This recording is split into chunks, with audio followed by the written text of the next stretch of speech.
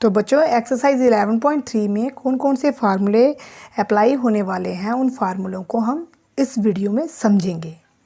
तो बच्चों सबसे पहले हमें पता होना चाहिए कि क्यूबॉइड क्या होता है। बच्चों इसमें हम जो भी फिगर्स समझेंगे वो 3D सॉलिड फिगर्स होंगी।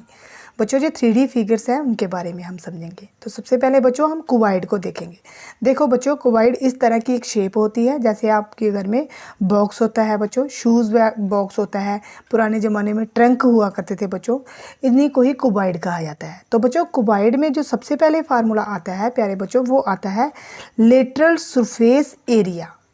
Lateral surface area. तो बच्चों देखो लेटरल सरफेस एरिया क्या होता है, इसके बारे में सबसे पहले हम समझेंगे। तो बच्चों लेटरल सरफेस एरिया क्या होता है, मान लो कि आपके पास एक ये शीट है, किसी भी मेटल की शीट हो सकती है।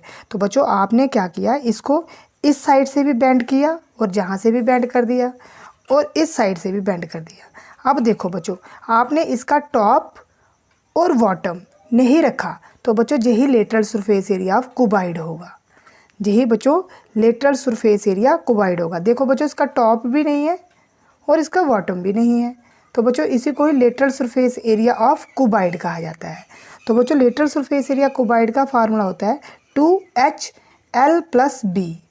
2HL+B। तो बच्चों ये होता है lateral surface area of cuboid. तो प्यारे बच्चों इसके बाद आता है surface area of cuboid. Surface area of cuboid का मीनिंग क्या होता है कि बच्चों आपको एक पूरा कंप्लीट एक बच्चों क्यूबॉइड बनाने में कितना मटेरियल लगेगा, बस आपने ये याद रखना है कि एक पूरा कंप्लीट क्यूबॉइड बनाने में कितना मटेरियल लगेगा, उसी को सरफेस एरिया कहते हैं। तो हम रिपीट करते हैं बच्चों, दोबारा हमने क्या किया, इसको जहाँ से बेंड किया और देखो बच्चों एक हमने ये लेटरल सरफेस एरिया तैयार किया। अब बच्चों सोचो, ऐसे इमेजिन करो कि मैंने इसके नीचे बॉटम भी रख दिया, ये भी अटैच कर दिया और इसी के ऊपर बच्चों मैंने टॉप भी इसका लगा दिया। देखो बच्चों अब ये पूरा एक बॉक्स की तरह दिख रहा है, ये पूरा एक बॉक्स की इमेजिन करो कि नीचे भी इसके ये जो है इसका बॉटम भी है और इसका टॉप भी है। तो बच्चों इसे पूरे को बनाने में कितना मटेरियल लगा, यही होता है सरफेस एरिया या total surface area of cuboid. तो बच्चों क्यूबॉइड का फार्मूला जो होता है ये होता है ये होता है LB+BH+HL। तो बच्चों आपने इसे याद रखने के लिए एक ट्रिक याद रखनी है। तो बच्चों देखो ये है L×B×S। तो बच्चों जब आपने सरफेस एरिया निकालना है आपने 2 लगाना है। तो बच्चों पहले आपने 2LB फिर बीच में प्लस लगाना है, BH फिर प्लस लगाना है बच्चों HL। ये आ गया बच्चों आपका total surface area of cuboid. तो प्यारे बच्चों इसी तरह से बच्चों आता है वॉल्यूम। वॉल्यूम में बच्चों होता है कि उसके अंदर अमाउंट ऑफ स्पेस कितना वो ऑक्यूपाइड कर सकता है। देखो बच्चों आपने याद रखना है, सोचो कि इसका बॉटम भी है और टॉप भी है। अब बच्चों आप इस पूरे क्यूबॉइड में कितने चीज़ को होल्ड कर सकते हो, कितनी चीज़ को आप इसमें रखने की कैपेसिटी रखते हो, इसको बोला जाता है बच्चों volume of cuboid. Volume of cuboid का मीनिंग है कि इसमें अमाउंट ऑफ स्पेस कितनी है कि वो इसे ऑक्यूपाइड कर सकता है, कितनी चीज़ इसके अंदर आप डाल सकते हो। तो बच्चों ये आता है वॉल्यूम ऑफ क्यूबॉइड। तो वॉल्यूम ऑफ क्यूबॉइड का बच्चों फार्मूला होता है L×B×H। L×B×H। ठीक है प्यारे बच्चों, ये तो हो गया हमारा क्यूबॉइड। इसके बाद बच्चों आता है सिलेंडर।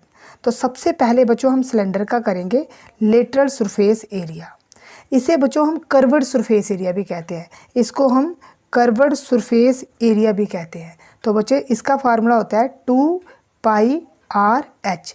तो बच्चों 2πRH इसका फार्मूला होता है। तो बच्चों इसे कैसे हम करेंगे, सबसे पहले सिलेंडर को बनाने के लिए आपके पास एक इस तरह की रेक्टेंगुलर शीट होनी चाहिए। बच्चों ये शीट किसी भी मेटल की हो सकती है, किसी भी मेटल की शीट ये हो सकती है।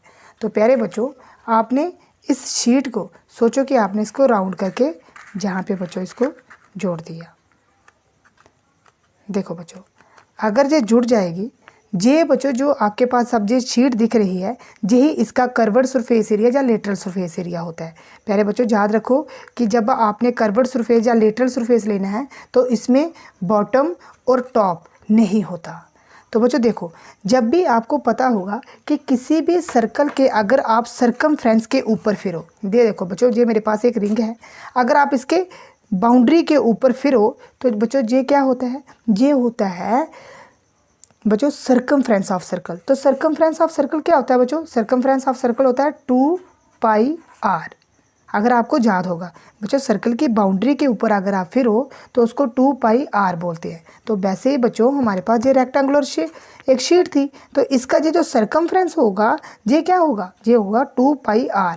तो बच्चों बीच की इसकी जे वाली जो हाइट होगी, जे वाली इसकी जो हाइट होगी बच्चों, इसी को ही पूरे को मिला के बोलते हैं लेटरल सरफेस एरिया या curved surface area of cylinder. तो बच्चों ये बन गया 2πrh। बच्चों 9th क्लास में आप पढ़ोगे कि पाई एक इर्रेशनल नंबर है जिसकी फ्रैक्शन की वैल्यू 22/7 और डेसिमल में इसकी वैल्यू 3.14 होती है। बच्चों कोई भी राउंड फिगर होगी जहाँ पे सर्कल, सिलेंडर या कोन बन रहा होगा, वहाँ पे इन सारे रूल्स में, फार्मूले में बच्चों पाई जरूर अप्लाई होता है। तो ये आप 9th क्लास में पढ़ोगे। तो बच्चों आपको पता चल गया कि जब भी आप सिलेंडर का कर्व्ड सरफेस एरिया बोलोगे या लेटरल सरफेस एरिया बोलोगे तो आप उसमें बच्चों टॉप और बॉटम को इंक्लूड नहीं करोगे, मीनिंग साइड का राउंड वाली फिगर। तो बच्चों अब इसके बाद आ जाता है बच्चों surface area of cylinder. Surface area of cylinder बच्चों क्या होगा, देखो बच्चों अभी आपने किया कि अगर आपने इस पे टॉप और बॉटम नहीं लिया तो बच्चों इसका लेटरल सरफेस एरिया था। बच्चों अब सरफेस एरिया है कि इसको बनाने में कितनी शीट लगी, कितना मटेरियल लगा है इस सिलेंडर को बनाने में, उसी को ही बच्चों total surface area of cylinder कहा जाता है या सरफेस एरिया ऑफ सिलेंडर कहा जाता है। तो बच्चों आप याद रखो, देखो सोचो कि आपने एक सर्कल इसके बॉटम पे लगा दिया, तो बच्चों इसी ये बॉटम में सर्कल है, तो बच्चों इसके ऊपर आपने ये सिलेंडर रख दिया है। अब एक सर्कल आप इमेजिन करो बच्चों, इमेजिन करो कि एक सर्कल आपने इसके टॉप पे लगा दिया, ये मैंने लगा दिया बच्चों। ये पूरा बच्चों total surface area of cylinder बनेगा, ये total surface area of cylinder बन जाएगा। तो बच्चों ये total surface area of cylinder बनेगा। अब देखो बच्चों हम इसे प्रूफ करेंगे। सोचो कि ये इसका टॉप है और बच्चों ये नीचे इसका बॉटम भी है, ये जहाँ पे भी बच्चों लगा हुआ है। तो total surface area of cylinder कैसे होगा बच्चों, लेटरल में तो हमने निकाला था कि πrh होता है। तो बच्चों अगर आप दो सर्कल एक टॉप पे लगा रहे हो और एक बॉटम पे लगा रहे हो तो बच्चों आपके पास कितने हो गए हैं सर्कल, वहाँ पे बच्चों आपके पास हो जाएगा πr²। एक एरिया ऑफ सर्कल बच्चों टॉप वाला और एक बॉटम वाला πr²। तो बच्चों देखो 2πr² हो गया बच्चों आपके पास। अगर आप इस पूरी इक्वेशन को सॉल्व करो, ये हो जाएगा 2πrh प्लस ये area of circle πr² plus πr²। बच्चों आप इसे बोल सकते हो 2πr²। तो देखो बच्चों 2πr ये बच्चों जो है ये दोनों में कॉमन आ रहा है, 2πr और 2πr। तो बच्चों आप 2πr कॉमन निकालो, 2πr कॉमन निकालोगे तो पीछे क्या बचा आपके पास, h प्लस r। तो बच्चों यही जो है ये सरफेस एरिया ऑफ सिलेंडर होगा। देखो बच्चों 2πr और बच्चों h प्लस r कहो चाहे r प्लस h कहो, तो बच्चों ये आ गया सरफेस एरिया ऑफ सिलेंडर। इसके बाद बच्चों आता है वॉल्यूम। वॉल्यूम में बच्चों आप सोचो कि इस पूरे टॉप बॉटम भी इसके ऊपर लगा हुआ है, अब इसके अंदर कितनी चीज़ आप डाल सकते हो। अगर लिक्विड में होगा कितने लीटर इसके अंदर चीज़ आ सकती है, कितने केजी इसके अंदर चीज़ आ सकती है, कितनी आप मटेरियल इसके अंदर इसके अंदर कैपेसिटी है कि इसको वो होल्ड कर सकता है। तो बच्चों यही इसका वॉल्यूम होगा, यही इसका क्या होगा, वॉल्यूम। तो बच्चों वॉल्यूम निकालने के लिए फार्मूला जो होता है वो होता है πr²h। तो बच्चों इसी तरह से आती है लास्ट वाला हमारा जो जहाँ पे फिगर बच्चों हमें अप्लाई करने वाले हैं वो बच्चों आता है जहाँ पे क्यूब।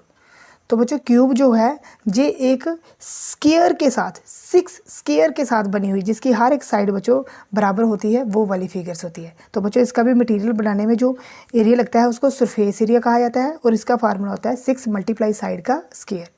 तो बच्चों अब इस क्यूब में कितनी चीज़ होल्ड हो सकती है, कितनी चीज़ आ सकती है बच्चों, उसको हम वॉल्यूम कहेंगे और उसके लिए फार्मूला होता है साइड का क्यूब। तो आई होप बच्चों आप पूरी तरह से इसे समझ पाए होंगे। तो बच्चों इस फिगर्स में आपको एक चीज़ और भी एक्स्ट्रा पता होना चाहिए, जिसमें बच्चों हम फेस, वर्टेक्स क्या होते हैं, एज क्या होते हैं, उसके बारे में समझेंगे। देखो बच्चों हमारे पास ये एक क्यूबॉइड की शेप का एक बच्चों मैंने एक मॉडल तैयार किया हुआ है। तो बच्चों सबसे पहले हम देखेंगे कि इसमें फेसेस कितने हैं। तो बच्चों सबसे पहले हम पता करेंगे कि इसमें फेस कितने हैं। तो बच्चों देखो, फेस का मीनिंग होता है बच्चों फ्लैट सरफेस। फेस का मीनिंग होता है फ्लैट सरफेस। Flat surface. देखो बच्चों इसके फ्लैट सरफेस कितने हैं, 1 जे फ्लैट सरफेस, 1 2 जे वाला, बच्चों जे वाला 3 और जे वाला 4, जे वाला 5 और जे वाला 6। तो बच्चों इसके फ्लैट सरफेस कितने हैं, बच्चों 6 हैं। इसके बाद बच्चों आता है, इसमें बच्चों आता है एजेस। एजेस बच्चों, एजेस क्या होता है, एजेस बच्चों एक साइड होती है और ये वो साइड होती है जो दो फेसेस के बीच में कॉमन होती है। जैसे बच्चों आप देख रहे हो कि एक जे वाला फेस है और एक जे वाला फेस है, लेकिन इन दोनों फेसेस को कौन कनेक्ट कर रही है, जे वाली एज, जे वाली साइड। तो बच्चों जे वाली साइड जो होती है इसी को एज कहते हैं। तो बच्चों हम कहेंगे कि एज क्या होती है, कॉमन साइड होती है बच्चों, ये कॉमन साइड होती है। तो बच्चों मैं शॉर्ट फॉर्म लिख रहा हूँ, between two flat surfaces, between two flat surfaces. I hope कि आप समझ पा रहे होंगे। देखो बच्चों, ये जो फ्लैट सरफेसेस के बीच में जो कॉमन साइड होती है इसी को एज कहा जाता है। तो बच्चों इसके बाद आता है वर्टेक्स। देखो बच्चों, जिन बच्चों को पहले से पता है वेल एंड गुड, और जिनको नहीं पता मैं उनको बता रहा हूँ।